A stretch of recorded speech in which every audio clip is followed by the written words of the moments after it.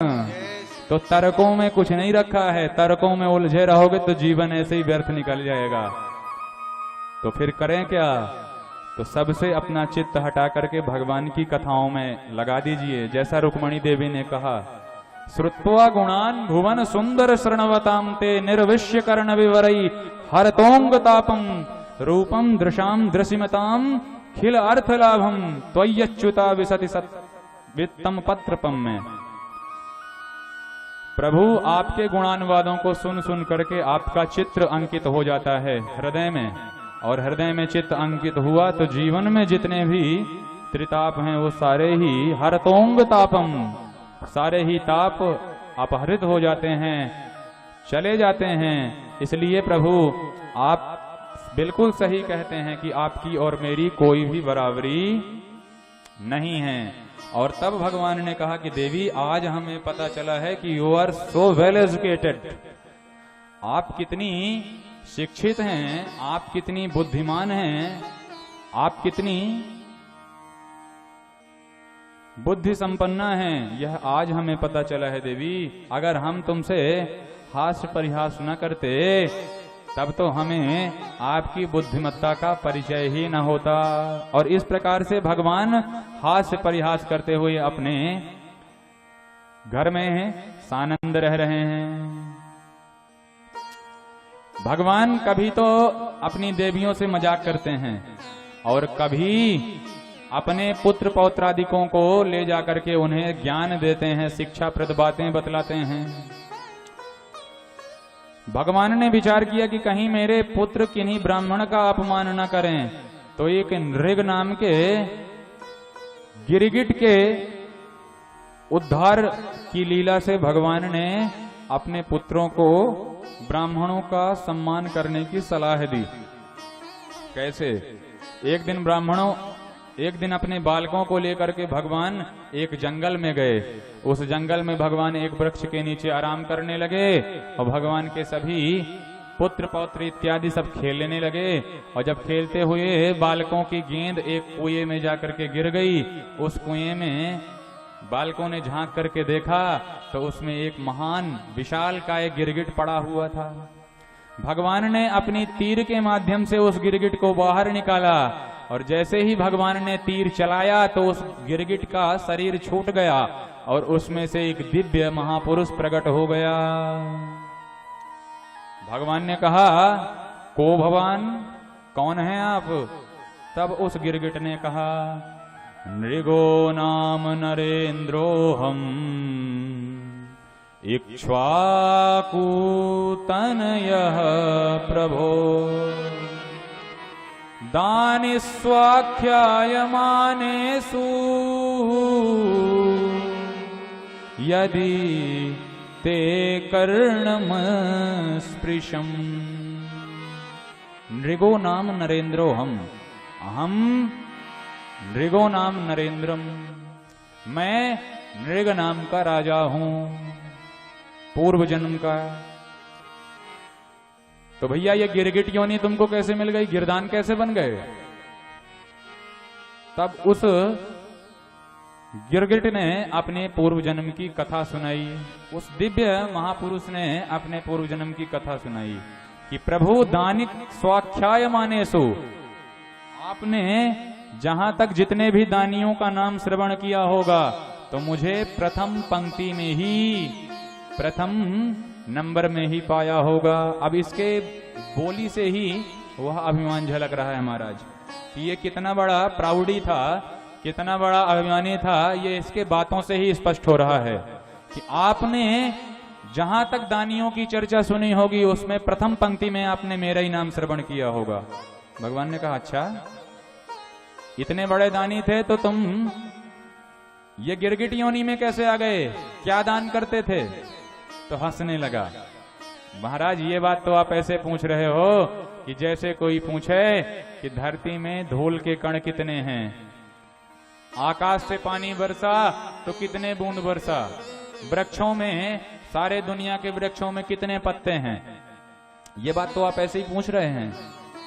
अरे हो सकता है कि धरती के कणों की गिनती हो जाए, हो सकता है कि आकाश से गिरने वाले वर्षा की बूंदों की गिनती हो जाए, लेकिन मैंने कितनी गायों का दान किया है इस बात की कोई भी गणना नहीं की जा सकती। यावत्यः सिकता भूमेर यावत्यो दिवितारकाः यावत्यो वर्षधाराश्च तावतीर ददांस्म गाः।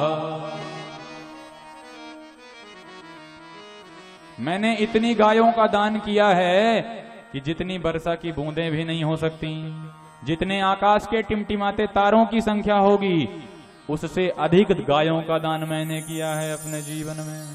भगवान ने कहा तो भैया इतने बड़े दानी होने के बाद भी तेरे को ये गिरगिटियों नहीं कैसे मिल गई? तो बुढ़ी ठेली गैयन को दान करता रहा होएगा। तब वह जैसी गायों का दान करता था वो भी वर्णन करके बताता है। कैसी गायें मैंने दी हैं सुन लो प्रभु। भगवान ने कहा सुनाओ। तो उसने कहा पयस्विनी तरुणी शील रूप गुणोपपन्ना कपिला हेम श्रृंगी न्यायार्जिता रूप्य खरा सुवत्सा दुकूल माला भरणा ददावहम्। मैंने पयस्विनी गायों का दान किया है जो कई मन दूध एक टाइम में देती थीं। मैंने तरुणी गायों का दान किया है, युवती गैयों का दान किया है। मैंने शील गैयों का दान किया है। ये नहीं कि मरकही गैया मैंने दी हो, सबसे शील सुसंपन्न गायों का दान मैंने किया है। अनेक गुणों से अलंकृत गायों का दान किया है। कपिला और हेम श्रृंगी माने कपिला जैसी गायों के खुर चांदी सींग सोने से मढ़ करके मैंने दान किए हैं। न्यायार्जिता रुप्य खुरा सवत्सा। और अगर आप यह प्रश्न करें कि तेरा धन ईमानदारी का नहीं रहा होगा, सो बात भी नहीं प्रभु। न्यायार्जिता, न्याय के द्वारा अर्जित धन में जिस धन पर केवल मेरा ही अधिकार था उसी धन से मैंने दान किया है, शेष धन से मैंने हाथ नहीं लगाया। भगवान ने कहा जब तूने सब विधि से न्याय पूर्वक दान किया है भाई, तो तेरी फिर यह गति कैसे हुई? तेरी ऐसी भारी दुर्गति क्यों हुई? तब उन नृंग नाम के राजा ने कहा कि प्रभु, एक बार की बात है कि मैंने एक ब्राह्मण देवता को अपनी गैया दान कर दी। और ब्राह्मण की गैया उनके सार से छूट करके, गौशाले से छूट करके और पुनः मेरे ही गायों में आकर के मिल गई। और मैंने उसी गाय को अनजाने में एक दूसरे पंडित जी को पुनः दान कर दी। अब जब एक पंडित जी की गाय गुम गई तो वो ढूंढते हुए आ रहे थे, और यहां से लेकर के जिन दूसरे पंडित जी को मैंने दान की थी वो पंडित जी अपनी गाय लेकर जा रहे थे। तो आते हुए और जाते हुए दोनों ही ब्राह्मणों की भेंट हो गई। दोनों में ही बहस होने लगी। वो कहता है गाय मेरी है, दूसरा कहने लगा गाय मेरी है। और न्याय के लिए दोनों ही पंडित जी मेरे पास आए और मैंने कहा कि भैया ब्राह्मणों, मुझी से गलती हो गई है, आप दूसरी गाय ले लो। लेकिन दोनों अलग अलग दान लेने के लिए न माने और दोनों ने ही उस गाय को वहीं छोड़ दिया। और यह परिणाम हुआ महाराज कि मैंने ब्राह्मण के धन को धोखे से अपना समझ लिया था। यद्यपि वह धन मेरे ही द्वारा प्रदत्त था, लेकिन फिर भी मैंने उस दिए गए धन पर अपना अधिकार कर लिया। और उस धन का मैंने किया तो दान ही, लेकिन अनजाने में भी ब्राह्मण के धन का हरण हो गया और मेरी यह दशा हो गई, यह दुर्गति हो गई। लेकिन उन गाय के दानों का फल भी जागृत हुआ प्रभु। तो जागृत होने पर आज आपके श्रीमुख का दर्शन होते हुए मैं मुक्त हो रहा हूं। बोल भक्त वत्सल भगवान की। भगवान ने अपने पुत्रों से कहा कि कुछ बातें समझ में आई क्या? पुत्रों ने कहा कहानी तो बड़ी जबरदस्त थी लेकिन समझ में कुछ नहीं आई। तब भगवान ने पुत्रों को समझाया, ना हम हालाहलम मन्ये विषम यस्य प्रतिक्रिया ब्रह्मस्वं ही विषम प्रोक्तम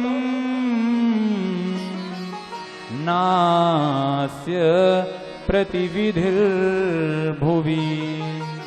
ना हम हालाहलम मन्ये, कोई मुझे हालाहल विष का भी भोग लगाए तो मुझे वह विष उतना कष्टप्रद नहीं होता।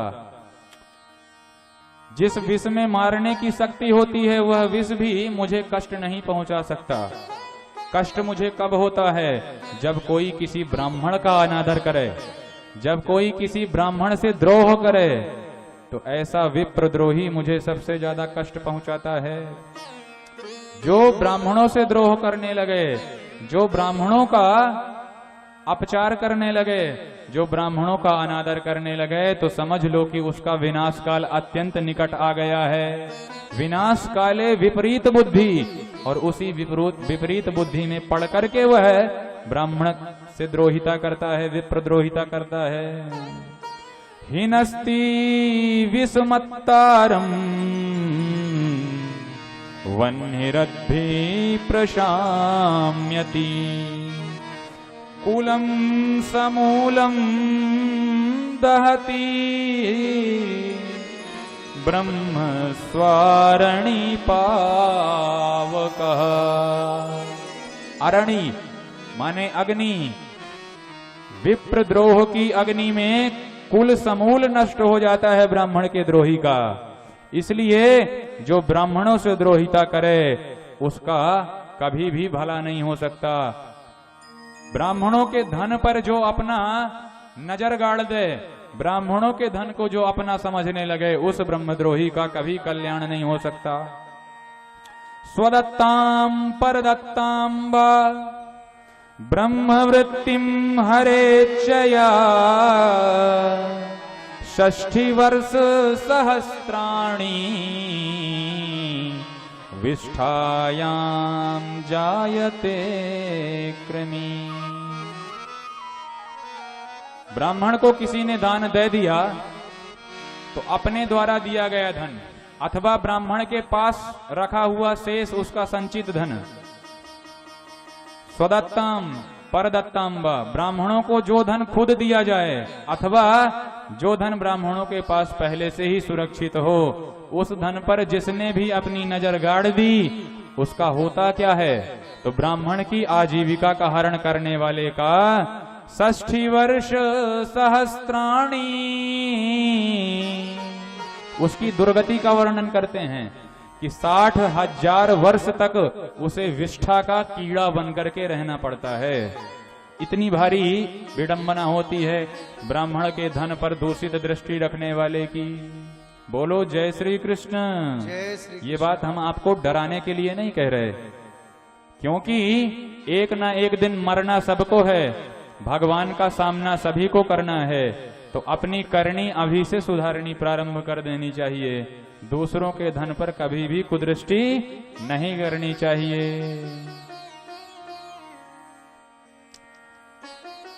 नीतिकार कहते हैं कि संदिग्धे परलोकोपि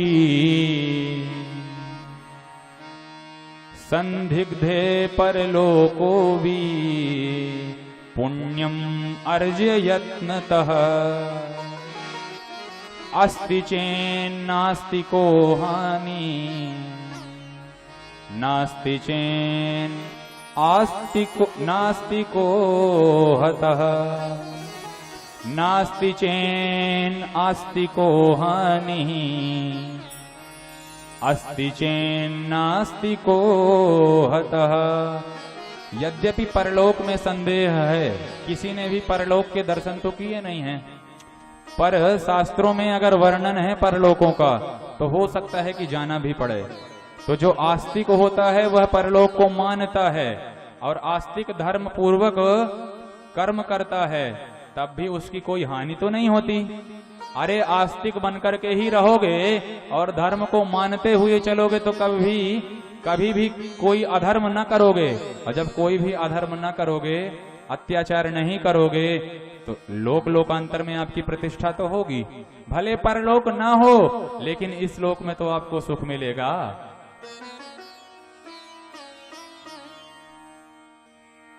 नास्ति चेन अस्ति को हानि। आस्तिक को परलोक न होने पर कोई भी कष्ट नहीं उठाना पड़ता। समझिए कि अगर आपने अपने सारे काम विधिवत किए हैं धरती में, तो धरती वाले तो आपकी पूजा करेंगे ही। परलोक हो चाहे ना हो, लेकिन आपको धरती में सुख मिलेगा। लेकिन अगर कहीं परलोक हुआ और आप नास्तिक बनकर के अपना सारा जीवन काट दिए, अगर आपने परलोक को नहीं माना और परलोक में बताए गए नियम धर्मों को आपने इस जीवन में लागू नहीं किया, तो फिर अस्ति चेन नास्तिको हतः, अगर वह परलोक हुआ तब तो नास्तिक की बड़ी भारी विडंबना हो जाएगी। इसलिए संदिग्धे परलोकेपि पुण्यम अर्ज्य यत्नतः नास्ति चेन आस्तिको हानि पर अस्ति चेन नास्तिको हतः। इसलिए कभी भी किसी का दिल नहीं दुखाना चाहिए, कभी भी किसी का धन हरण नहीं करना चाहिए। इस तरह से भगवान कभी अपने बालकों को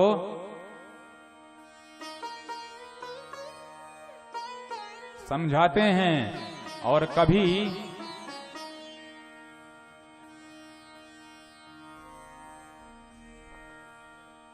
डांट करके, कभी प्रेम पूर्वक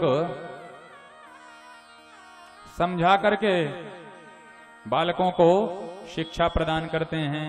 एक बार की बात है, बलराम जी महाराज ने कन्हैया से कहा, लाला तुम ब्रजवासियों से परसों की कह करके चले थे वृंदावन धाम से, और परसों की जगह आज बरसों बीत गए, लेकिन तुम आज तक वृंदावन लौट के न गए, तो चलो चलें वृंदावन। कन्हैया ने कहा, दाऊ भैया आप ही जाओ वृंदावन, हमें तो द्वारिका के ही कार्यों से फुर्सत नहीं है। और तब बलराम जी ने सोचा कि कन्हैया तो जाने वाला नहीं है, तो चलो हम ही चैत बैसाख की छुट्टियां अपने वृंदावन में ब्रजवासियों के साथ मना करके आते हैं। द्वौ मासौ तत्र चावात्सीन माधवमेव च। सभी शांति के साथ बैठे रहें। बोलो जय श्री कृष्ण। जय श्री कृष्ण। भगवान ने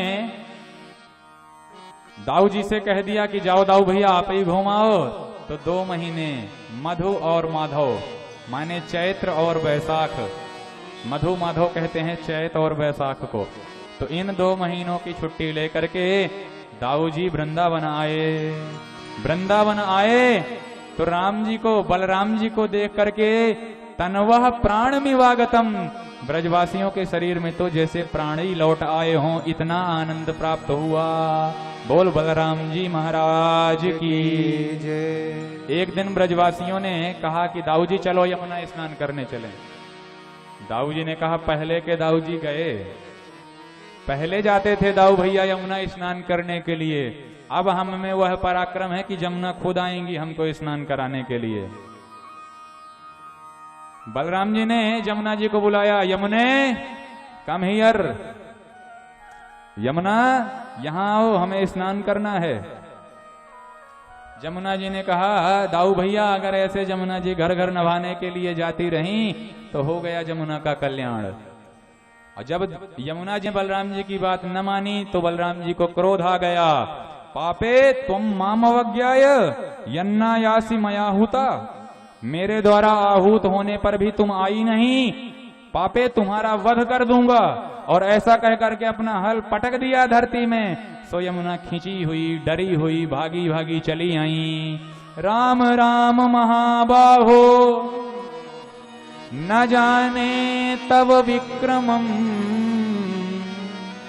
यस्यैकांसेन विधृता जगती जगतः पते, जगती जगतः पते। हे राम, हे महाबाहो, हे बलराम जी महाराज, आपके पराक्रम को मैं जान न सकी, मुझे माफ कर दीजिए। और तब बलराम जी महाराज ने जमुना जी को क्षमादान दिया। बलराम जी महाराज यहां ब्रजवासियों के साथ थे, तब तक भगवान बनने की चेष्टा करने वाला पौंड्रक, जिसे मिल गया अवसर, पौंड्रक नाम के राजा को भगवान बनने की सनक सवार हो गई। और पौंड्रक जो है भगवान बनने की विविध चेष्टाएं करने लगा और अपने आप को वासुदेव सिद्ध करने लग गया। इसके 2 हाथ तो थे ही महाराज, 2 हाथ इसने डुप्लीकेट भी फिट करा लिए। इसने एक गरुण का निर्माण किया और उसका खटका दबाता है तो गरुण इसे बैठा करके आकाश में उड़ा चला जाता है यांत्रिक पद्धति के माध्यम से। भगवान बनने की जबरदस्त सनक सवार हुई इसके सिर पर। तो इसका मित्र काशीराज इसे और चढ़ाने लग गया कि मित्र तुम बन जाओ भगवान, मैं बन जाऊंगा तुम्हारा पुजारी और मैं जनता के सामने करने लगूंगा तुम्हारी आराधना, और फिर जो भी इनकम होगी उसका 50-50। काशीराज के चढ़ाने से यह चढ़ गया, क्योंकि मूर्ख और शंख दूसरों के बजाने से ही, दूसरों के फूंकने से ही इनमें जान आती है, अपनी कोई बुद्धि नहीं होती इनमें।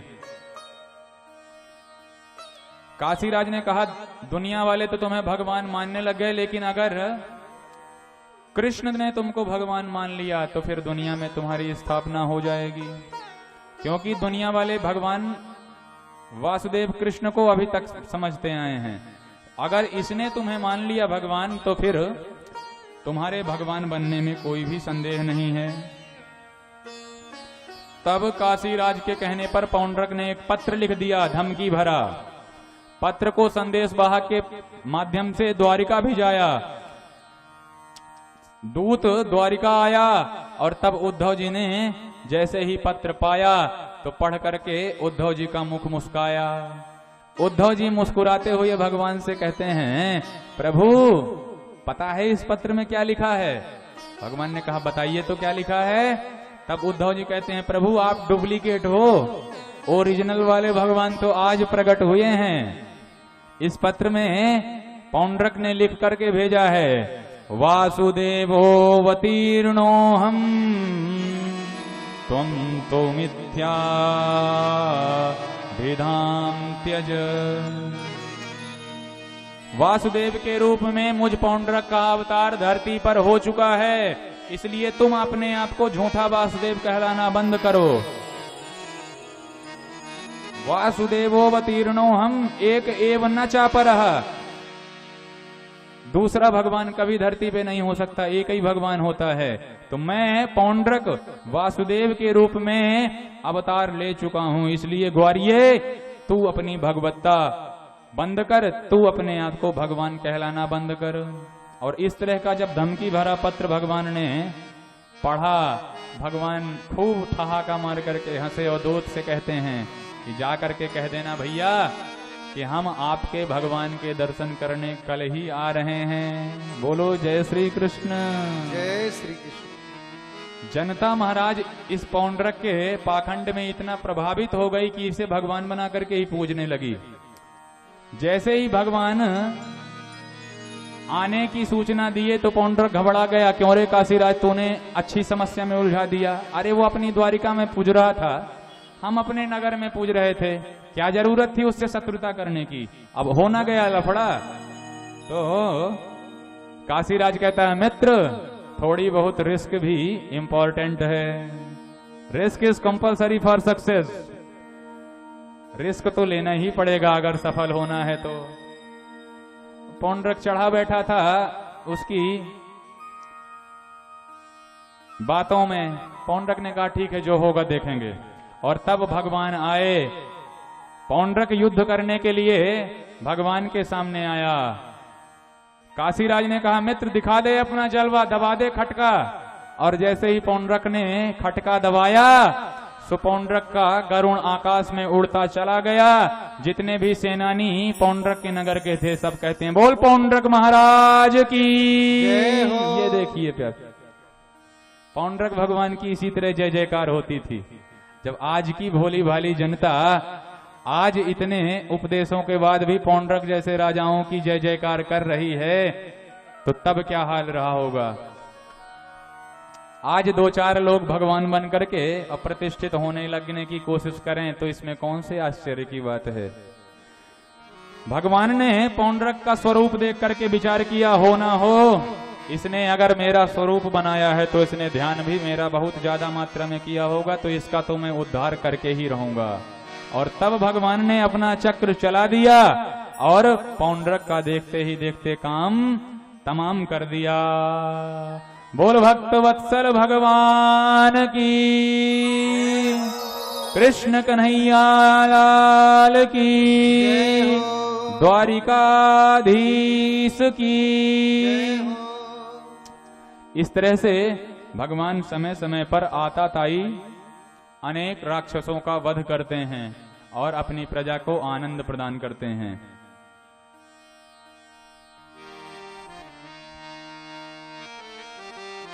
बोलो जय श्री कृष्ण।